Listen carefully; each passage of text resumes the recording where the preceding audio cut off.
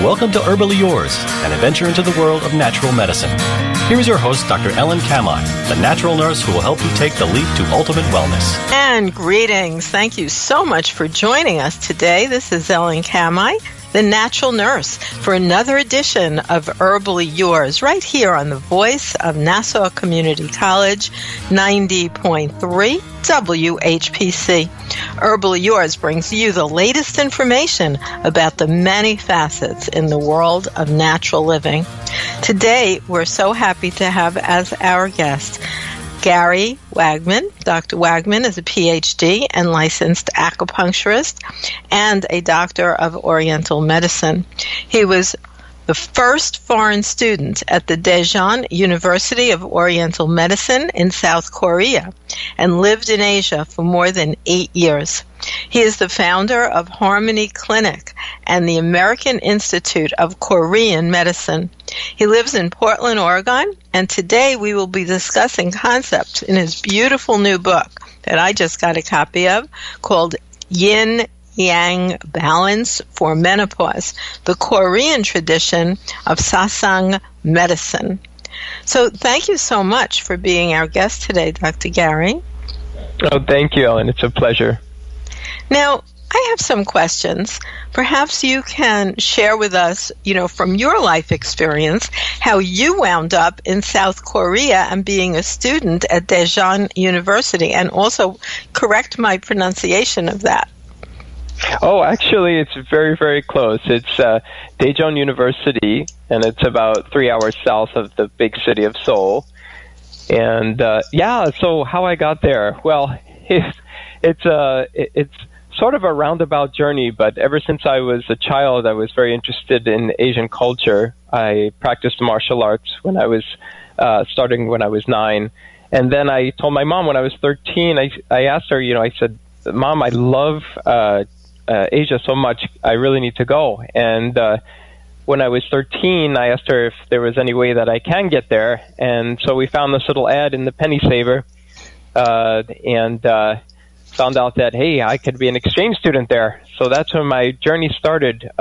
Traveled to Japan alone when I was 13, and then returned several times, went to college there. And then I had some friends who lived in Korea who came to visit Japan and told us how wonderful their country was. So I'm like, I'm already here. I might as well check out Korea too. And I actually, after graduation, I wound up living there and teaching there. And then I hurt my back one day, and lo and behold, I found myself at an acupuncture clinic, and needles were the one thing that I did not want to have poked in me. I was needle phobic growing up, and just the sight of a needle scared me. But I got my first acupuncture treatment, and my back felt great. Nevertheless, I did faint on the table like I was hoping I wouldn't do. And I went back to the clinic shortly after that, asking the doctor if he wouldn't mind helping me not only keep my back pain away, because it felt great after the acupuncture, but also work on my phobia. So I went back for acupuncture day after day, and because in Korea it's very easy to go to acupuncture clinic. They're everywhere, and they're very good, very cost efficient. So I went back day after day, overcoming my phobia, asking him if he wouldn't mind working on that. And and then I wound up, as I was getting acupuncture, actually falling in love with it, but also falling in love with the Korean approach to acupuncture. Well, it might be something that most of our listeners have never heard. How would you describe the difference between Korean acupuncture and Korean, let's say, traditional Asian medicine, and something that might be called TCM, traditional Chinese medicine? Yes, Ellen, that's a great question. So basically, Korean medicine is derived from Chinese medicine. They both have the same roots. The only difference is focus. And Korea and China historically had a very, very close relationship, except Korea had a chance to sort of develop on its own in many ways. And back a couple of thousand years ago, you start to see that divide where Korea started developing their own concepts. And some of those concepts are based on how to use just the herbs themselves from Korea, or how to treat issues that Koreans face versus, say, the Chinese faced at the time. And so as time progressed, that diverge got more and more noticeable, and Koreans started to develop what you might refer to as a constitutional side of the medicine, or a constitutional focus, whereas China they have this plethora of information in China from hundreds, if not thousands, of doctors and years, developed in a slightly different way. Both medicines are holistic, but the Korean side focused more on, or as time went on, more on what are the innate, inborn characteristics of this or that person, and which herbs and acupuncture patterns can we use to tap into those innate characteristics. Whereas Chinese medicine, and also Ellen, I was trained in Chinese medicine, is focused on treating the qi, balancing energy, just like Korean medicine is. But as time went on, since there was so much information, that it was very, very hard to tie it all together and focus on the innate or the inborn qualities. And so, there were also several different events in China, like the Cultural Revolution, for one, but also a book burning occurred during the Qin dynasty by Emperor Qin that kind of wiped out some of these really old concepts that Korea never had a book burning and never had some of Cultural Revolution. So Korea kind of kept these concepts. So Korean medicine focuses on the fact that Chinese medicine and Oriental medicine in general was really at one time focused on the individual and their innate strengths and weaknesses. And now in China, because of these events, you have a focus more on the symptom or the actual situation that's occurring in the moment. And sometimes that takes away from the constitutional side of the medicine. That's interesting. So one of the things that you just outlined is it seems like perhaps the Korean system maintained more of the ancient knowledge, and it wasn't wiped out because of book burning, because it didn't have the political activities. So that's really fascinating. And yet they certainly are linked in terms of lineage. Well, I'd like to remind you that you are listening to Herbally Yours on the voice of Nassau Community College, 90.3 WHPC. I'm Ellen Kamai, the natural nurse, and my guest today is Dr. Gary Wagman, licensed acupuncturist and author, and you can always find out more about him at Harmony Clinics, which is his clinic. Now, this entire concept, Dr. Gary, about yin and yang, first I'd like to say you've kind of dated yourself. Like, we know you're not a newcomer on this scene, and that's because you were talking about Penny Saver, right, which I remember well, and I used to use all the time. I mean, it's not so long ago that there was no internet. And exactly. An interesting thing that came up for me yesterday is I have a grandson who's actually severely autistic, and he and I hung out together yesterday because we were doing some school registration things that I was helping him out with. And that child can whiz through the internet and find that I don't even know how to do it. And what is that? It seems like some innate intelligence is in these younger children that were born during the realm of what is now, I don't know what we're going to call it in traditional medicine, but that wasn't part of our genre at the time. Yes, yeah. I'm from New York myself too, Ellen. So I think, are you originally from New York? Yeah. Mm-hmm. Yes, yep, that's where we're doing this radio show out of, in fact. That's right. I woke up 3 hours early just to make sure that I could be on it. I'm all this side of the United States, but originally born and raised in New York, and yeah, the Penny Saver was the magazine to go to. It's amazing what you could find in that thing. But also agree that, yes, in this age, it's amazing. My daughter, too, she teaches me how to use my cell phone all the time. Exactly. So that's interesting because in Asian medicine, there's a lot of energetic concepts. And one we're going to talk about, which you are a specialist at, is Yin Yang Balance. In fact, you have another book called Yin Yang Body Type, and today we're going to focus on your new book, Yin Yang Balance for Menopause. But what is that concept of Yin Yang? Is that something in place forever? Or I guess my question is it evolving even in modern times? Because that's what I think is going on with these children.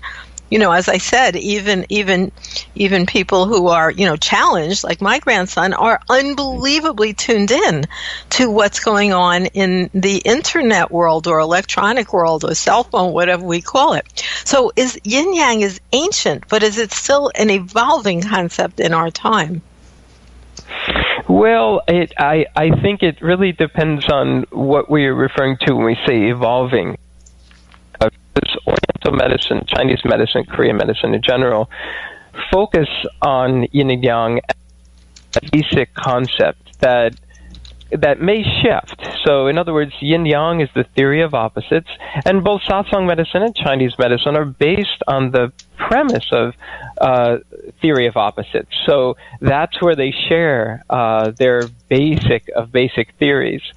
But when we talk about evolution, I think we may be referring to, advancement perhaps in technology or other ways. We see different diseases in the modern day that we haven't seen in the past. Allergies, food sensitivities, there may be issues that are prevalent today and not so much in the past. However, we see yin and yang as like a pendulum that occasionally will shift more towards the yin side and occasionally will shift more towards the yang side. As a history goes, there's a yang part of history, there's a yin part of history. The yang part of history, since yang is active, may be more belligerent. The yin part of history may be a little bit more settled down, a little more peaceful perhaps. But we see that in human beings as well. There are different yang aspects and different yang inclinations that we have, and also different yin inclinations. So there may be aspects of humanity that are developing throughout the years and the ages, but generally it's just a pendulum. History repeats itself. It may repeat itself with different colors and different trends, but it's still repeating itself. And so the idea in the modern clinic, I guess, a Sasang clinic, is, as well as Chinese medicine clinic, is how to balance these energies, not so much to push them forward and evolve them and advance them, but just simply to balance perhaps aspects of ourself that are going in the wrong direction or becoming a little too extreme. In Sasang medicine, we talk about the four basic emotions, or the Song, we call them, Song nature, which is the four basic emotions. And we say that, we all have inclination towards one emotion or another, but that inclination, as long as it's balanced, we can be sad, and there's the reason to be sad. We can be happy, angry, complacent. All these things have their place. And so, when I think about society in general, I think, we are evolving in the sense that perhaps there's more going on.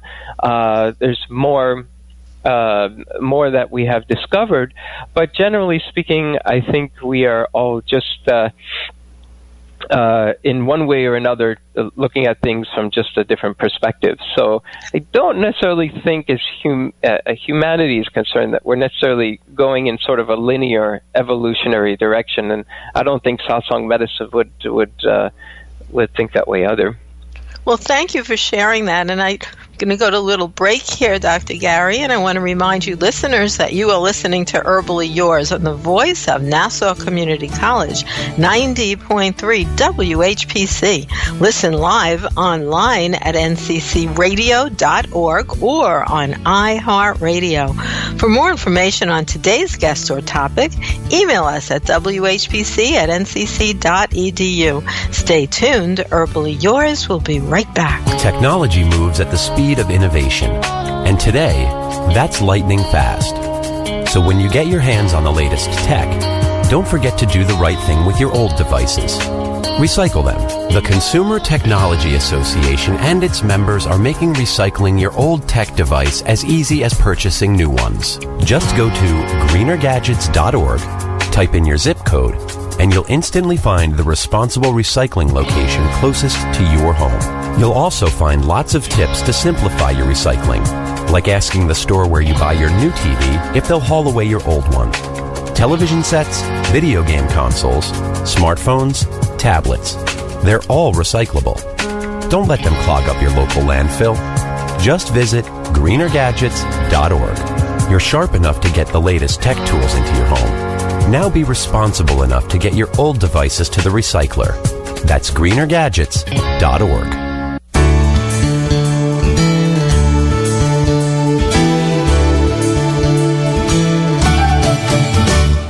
And welcome back to more right here on Herbally Yours, the voice of Nassau Community College. And thank you so much, our guest, Dr. Gary Wagman. That's W-A-G-M-A-D, Ph.D., licensed acupuncturist. We're talking about his new book, Yin Yang Balance for Menopause, the Korean tradition of Sasang medicine. Dr. Gary, of all the things that you could have written a book about, why did you choose Yin Yang Balance specifically for menopause? Oh, yeah. So I did not expect at first to write a book about menopause, to be honest with you. I've been in practice now for close to 20 years, and when I opened up my doors, I thought, coming out of school, that I'd be treating, back pain, shoulder pain, stress, everything we see in an acupuncture clinic. Well, I was in for a rude awakening, because even though people were coming in for acupuncture and stress, they were asking me to treat much more. They said, well, now that you've helped my back pain, could you help my hot flashes, for example? Could you help insomnia? Could you help my hormonal imbalance?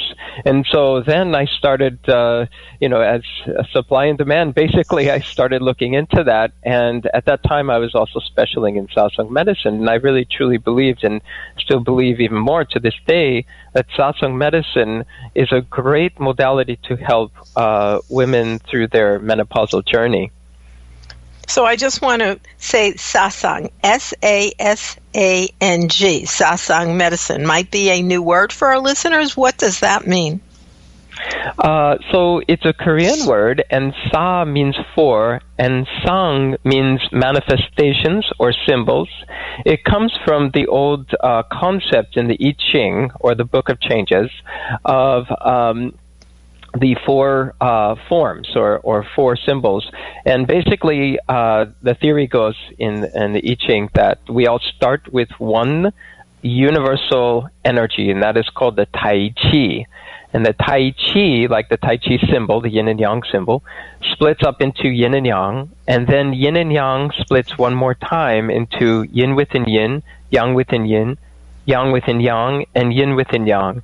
And those are the very four basic building blocks of all manifestations, such as the DNA. We have four basic types of DNA that make up every single DNA structure. Those are the four basic nucleotides. We have four seasons, four directions. And so these are just basic underlying trends, and they can be divided into four. So that's what the Sang of Sasang means. And we're saying here that there are four basic types of human being based on innate strengths and weaknesses and inclinations that they have. So that's a whole study in and of itself. Now, there's so many issues related to menopause, but one, only because I've gotten so many calls about this myself in my practice this week, is concerns about osteoporosis. And I see you actually have an entire chapter on that in your book, Yin Yang Balance for Menopause. Correct. Yes. So everything that we go through in life has a a symptomatic manifestation, but also a root. And so no matter who we are, we will experience life based on that root. So that's kind of like a window that we see life through, this perspective. And our body type in Sasang medicine, we say, has a great influence or a major influence on that perspective or that window. So osteoporosis is from looking at it from a manifested point of view, a weakening of the bone or a loss of bone mass. But the reason for that, or the window that occurs through, is different according to the body type. So eventually, for example, in Chinese and Sasang medicine, we say that loss of bone mass is due to a weakening of kidney energy. The kidneys in Oriental medicine, both Chinese and Sasang medicine, control the health of the bone. So the stronger the kidneys are, the stronger the bones are. But in Sasang medicine, we take that a step further and say, well, what is causing this weakness of the kidney? Is it from the kidney itself? For example, the Yang type A, they're born with weaker kidneys, so by nature or from the get-go, they might not have had correct or sufficient bone development. But if it's a Yin type B, which is born with a stronger kidney energy, a kidney effect on the bone, then they would generally have stronger bones. So something went wrong in that process. Either it's a blockage of kidney energy, which means the energy is not flowing from the kidney to the bone, or it's an actual weakening for some reason or another. Maybe this particular Yin type B that was supposed to be born with stronger bones had an issue with development, or maybe somewhere in life their kidney energy was blocked or weakened. And that, in Sasang medicine, we say has a lot to do with how we live our life and our emotional state as well. So I want to remind you, listeners, that you're listening to Herbally Yours on the voice of Nassau Community College, 90.3 WHPC. I'm Ellen Kamai, the natural nurse, and my guest today is Dr. Gary Wagman, and we're talking about his book, Yin Yang Balance for Menopause, and his older book too, Your Yin Yang Body Type. So what would someone do for osteoporosis if they were on a treatment protocol with what you are doing? So in Sasang medicine, again, this is where it may differ a bit from Chinese medicine. In Chinese medicine, if the kidney is weak, well, you simply address the kidney with herbs that help support the kidney, and there are many herbs that do that. For example, in Chinese medicine, rogui, which is the cortex of the cinnamon tree, that's one way of doing it. You can do it with something called Rumenia, which is shudiwang in Chinese, or shengdiwang. Both of those work. But in Sasang medicine, rogui, which is the cinnamon, Rumenia, shudiwang, are actually for two entirely different body types. So in Chinese medicine, both of these herbs may be used in the same formula. In Sasang medicine, they would be used for totally different body types. The idea in Sasang medicine is to address the weaker and stronger organs. So if, for example, the situation is due to primarily a weakness of the kidneys, well, then the Rumenia, the shudiwang, for the Yang type A would be used. But if it's due to other reasons that led to kidney weakness and, in turn, bone weakness, then if for another body type, then another herb would be used. An herb that might not even be indicated for a weakness of the kidneys or the bones. It might be indicated for an entirely different reason, like, for example, to help the digestive system. So the Yin type B, for example, is born with a weaker digestive system, and that digestive energy is also very important, as you know, to help with our bones. We need to absorb calcium from our foods. And so if that digestive process is weak, that's what needs to be treated to help osteoporosis. And that happens to be the treatment protocol for the Yin type B. So we may use herbs that don't necessarily go to the bone or go to the kidneys directly, but indirectly help support the kidneys by supporting that body type's weakest function, which is the digestion of the yin type B. So we may use herbs to help digestion, like renshen, which is ginseng, or we might use other herbs like baiju, which is atractylotis, which are very, very focused on the stomach, not the kidneys, but yet they can help the kidneys indirectly.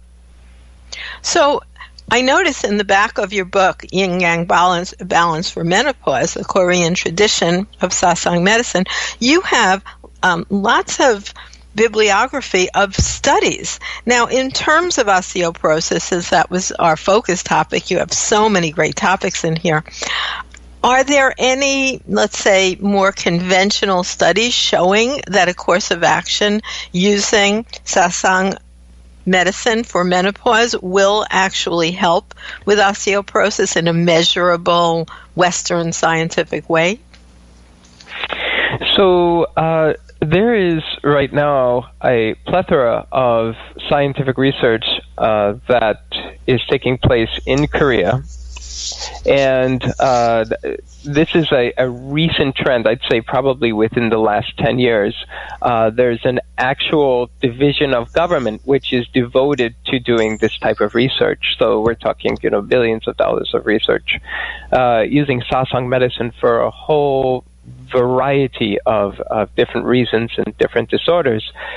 But up to now, I would say Sasang medicine, especially here in the United States, really hasn't done much research as far as the Western idea of research is concerned here in the United States. Well, let me ask you this. How about results that that you have seen clinically with your own patients? Oh, yes.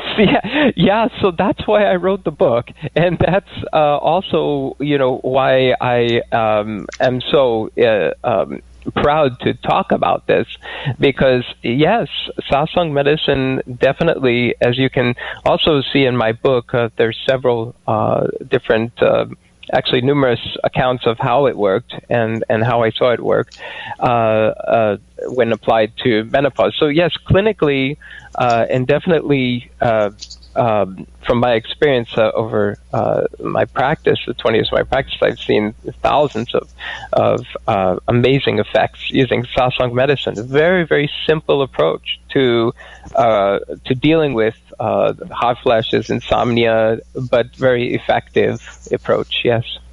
Right, and you have it all laid out in your book. And believe it or not, we're at the end of our time today on Herbally Yours. We had a wonderful discussion with Dr. Gary Wagman, Ph.D., licensed acupuncturist, author of many books, including the book we discussed today, Yin Yang Balance for Menopause. If you'd like to find out more, you can go to Facebook.com and find Harmony Clinics, which is Dr. Gary Wagman's Facebook page. And thank you so much for joining us today. Thank you for tuning into Herbally Yours, produced in the studios of 90.3 WHPC, Nassau Community College, Garden City, New York. For further information, email whpc@ncc.edu. This is your host, Ellen Kamai at naturalnurse.com, inviting you to join us next week